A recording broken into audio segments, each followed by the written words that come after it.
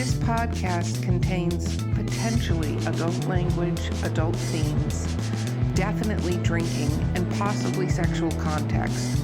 Listener discretion is advised.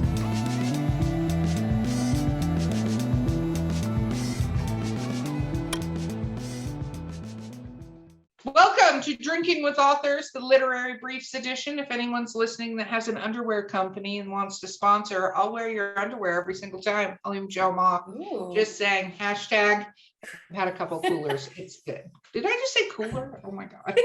Okay, so my co-host today, this is what happens when you don't eat and you drink cider fast. I'm glad I amused you. My co-host today is C.R. Rice. Our amazing guest is Michael Lortz. Woo! Woo! Yeah. Okay, I'm going to actually acknowledge our sponsor at the beginning of this episode, which is not this. It's Skunk Brothers Spirits. If you go to skunksbrotherspirits.com, DWA10, they have some of the most amazing liquor. It is a US-based company, and it is in near Seattle, Washington, I believe, and it's brother-owned and veteran-owned, so please absolutely support them. Okay, let's talk about what we're drinking that has got me to a point where I don't almost know my name. Flat Rock Cider Company, Ice Spice Baby. I found a 4-pack in the back of the Publix freezer near me, so I'm super excited. And hopefully this doesn't go bad because it was put out a while ago. Okay, Chelsea, what are you drinking? I am just doing cranberry and vodka. It's very boring today. I'll That's step okay. up next one now. Next one will be crazy. I have no doubt of that. That and I love your link shirt, so that's pretty amazing. All In the about little that. boys Okay. section at Target. That doesn't surprise me because you're a tiny little person. I say that because I'm 6 feet tall for anybody who doesn't know. So Chelsea is like this cute little like pocket-sized person next to me. Okay, Michael, what are you drinking? I'm drinking Unholy. It is an American Tripel Ale from Coppertail Brewing out of Tampa, Florida. 9%. 9%. You gotta love 9%. That's why it's called Unholy. I like it. Okay, Michael, are you ready for rapid fire questions? Sure, let's go. Dun, dun, dun, dun. Okay, what is your favorite book? My favorite book is probably The Curious Case of Sid Finch. It is a baseball fiction book that really inspired what I wrote. It is a story of a Buddhist monk who becomes a baseball pitcher. Interesting. All right. What is I've never heard of that, so that's cool, listeners. That sounds something to check out. They didn't say Pride and Prejudice. Fuck Jane Austen. So what, not that I have any feelings about that whatsoever. She's not alive, so she can't be on the show, so it doesn't fucking matter what I say, although I will get hate mail, so that's cool. What is your least favorite book that you've ever read?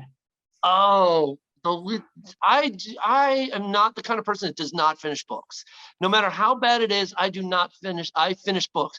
The one book that I did not finish was the Wicked. It was not Wicked, but it was a book written by the same guy. It was the Sleeping Beauty. No. Was it the Alice in Wonderland one? I don't think it was the Alice in Wonderland one. I think it was the Sleeping Beauty one, where this guy has sex with a horse or a dragon or a unicorn, and right in the middle of the book, and I was like, I can't do this. He's like jerking off a unicorn in a forest, and I was like, right in the middle of this book, and I was like, I'm done. I have no idea what this has to do with the plot, and I got rid of it. I didn't want to finish. It was horrible. Well, Because there's a bunch of people right now who are writing down there like, I need to find that book. Like, I'm sorry, what was that? What was the name of that book? I'm sure it was bad. Let me just confirm. Let me just check. Yeah. Let me check in that chapter. Okay, so what is your favorite book that has been made into a book to movie / TV show thing that you think they did a good job with the book?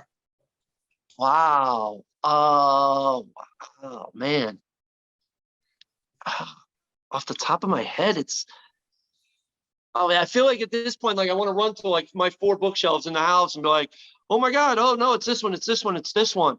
Well, it's not rapid fire questions if you want. No, it's really not. But the first one that comes to my mind, again, I'm on this baseball tangent right here because it's my baseball fiction book. I'm going to say that Moneyball, with the movie with Brad Pitt that came out a few years ago, was based on a book, and they did not do a very good job. And I did not like that movie at all because Well, that's the That's your opposite of the favorite? Yeah, I was question about to that say, I that's, so asked that's you. your favorite? no, that's okay. not my favorite. That's the first one that's coming to mind. Man, what book was made into a movie that like I said, I'm looking. I just cannot think of one right now off the top of my head. Yikes.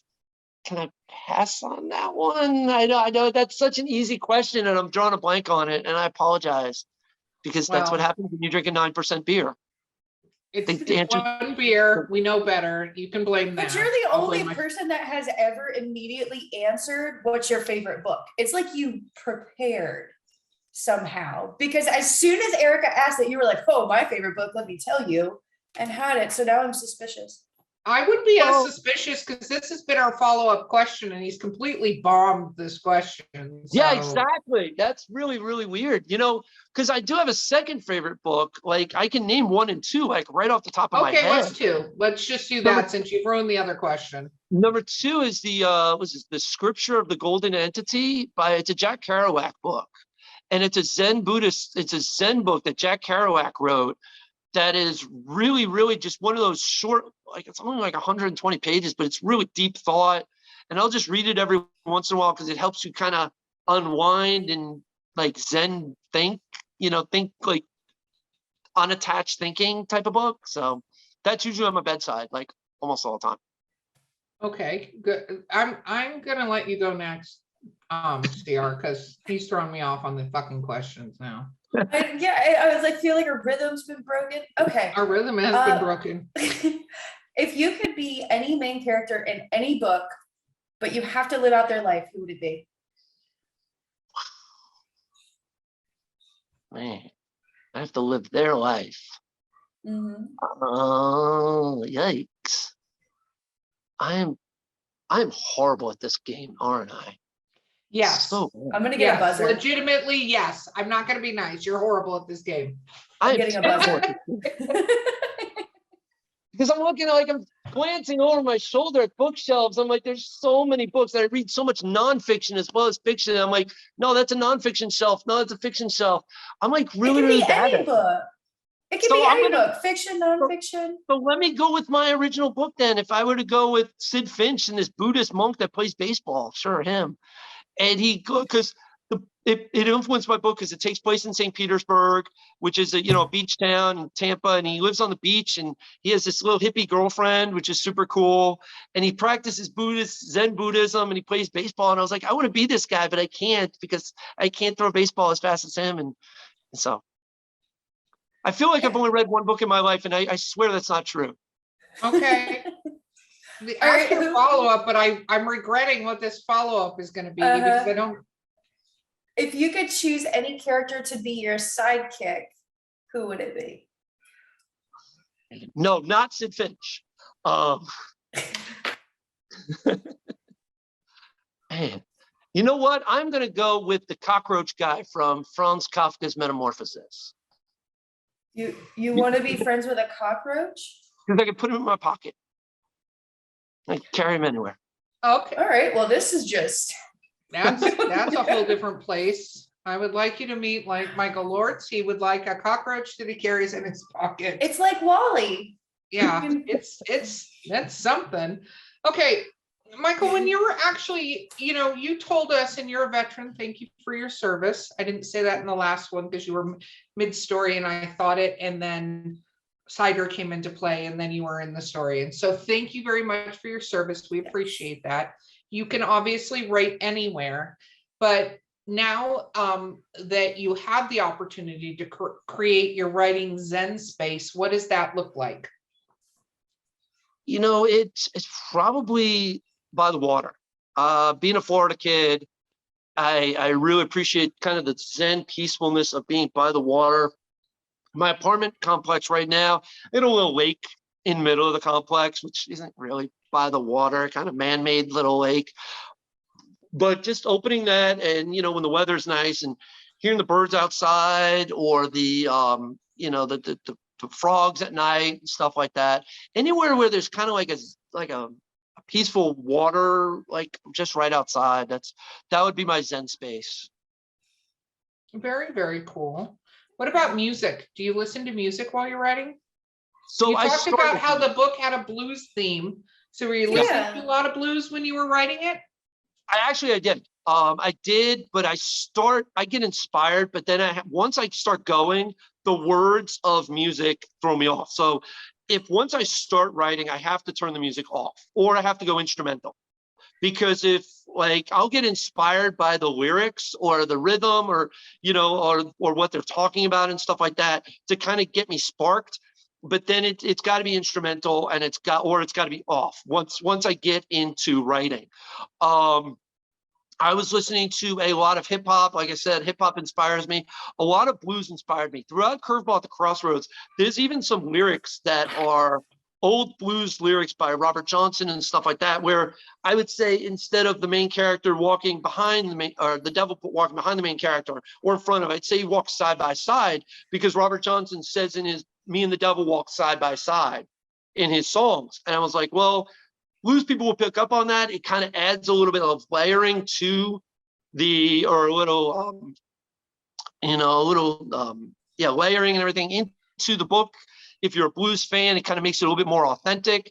So a lot of blues did influence the book. And then hip hop, like I said, the wordplay of hip hop, the analogies, the similes, the alliteration, the rhyme scheme, all that stuff definitely influences me. And then just the creativity of hip hop influences me a lot. And I think for the second book, when heavy metal, I'm probably going to have to just dive into some black metal, some satanic, growling, and just really get into that for a little while, which I have a collection of that as well. So, but I don't know how well. What is your favorite heavy metal? Right now I've been on an Obituary, Cannibal Corpse. So like the darker, the more deep, the darker, heavier, probably the better. My favorite metal band of all time, though, is a band called Clutch. They are been around for about 20, 30 years, but never really made mainstream. They're another one with very creative lyrics. One of their albums is about elephants in the Civil War. So horse riders, instead of horses, they ride elephants into battles like Gettysburg, things like that. So he's very creative minded. He reads a lot of sci-fi stuff is in his lyrics. So I'll just read his songs, kind of get inspired and write from there.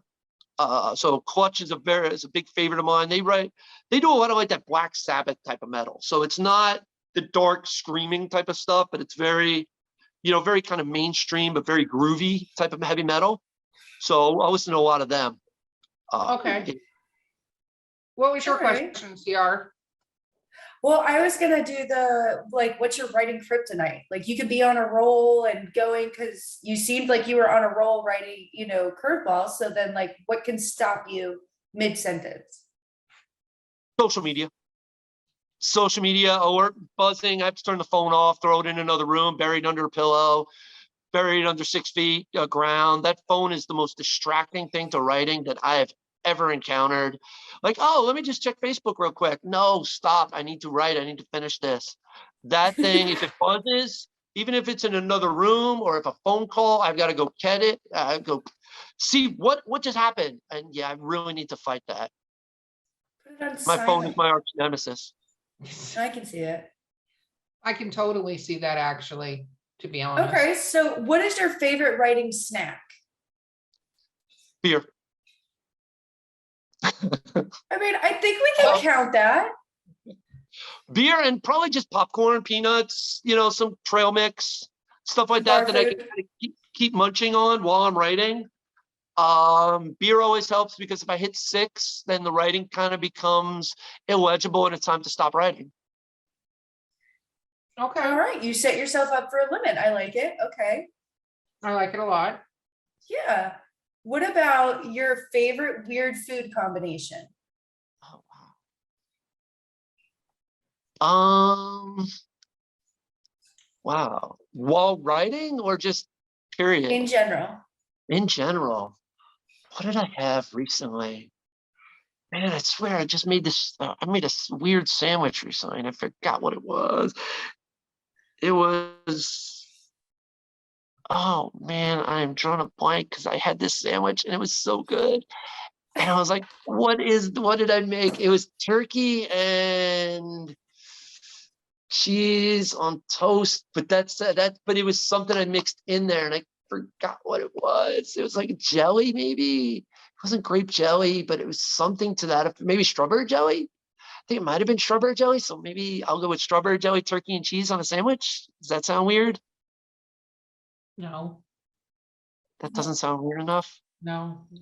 I think that's kind of weird. Although I do like a turkey club where I put cranberry sauce and mayonnaise, which is basically the same thing, right? Yeah. It wasn't. Yeah, I know it wasn't cranberry, but was it strawberry? Was it grape jelly or something? It was some kind of jelly, but it wasn't cranberry. Well, We And need I feel something like weirder. it still sounds yummy and not that weird, so it's not going on the list, CR. No, No, not going on the we need list. something weirder. Yeah, Sorry. you're gonna have to be weirder. I'll have Okay, to- so you say you have 4 bookshelves around your place, and I'm gonna ask this question, then CR, I'm gonna let you do the final question. You have bookshelves. Do you prefer to read paper books then? Yes, 100%. Okay, 100%. I've never gotten into ebooks. Audiobooks, I've listened to a few. But yeah, much preferred paperback or hardcover paper books. okay. And Okay. what about, let me think. Nope, that was it. I'm sorry. I'm losing my fucking mind today. It's Well, fine. CR, ask the final question. This isn't going well, so ask the final question. Okay, let's say you are out about all by yourself. You find $1 million. What do you do with it? All by myself with $1 million. Like, am I on a desert island and I need to build a house or? No, like let's say you're Oh, in the park walking around, nobody else is around. All of a sudden there's just I don't know, we'll make it super sketchy. There's gonna be like a duffel bag of $1 million just chilling there. What do you do? cool. First, I probably invest a little bit of it, but the stock market and everything like that sucks right now. So I'm probably going to buy a house, but the housing market sucks right now. I'm probably going to go on a trip. Like, yeah, I'm blowing it at this point. The housing market and the stock market both suck.